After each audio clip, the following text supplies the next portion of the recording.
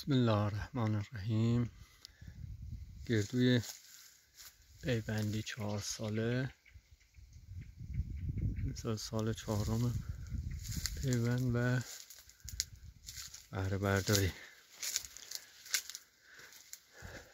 روی این 3 تا پیوند خورده و 3 تاش هم پر کرده. اینو استثناً بعضی از درخت‌ها رو پیونداش رو نگه داشتیم و این نمونه درختی که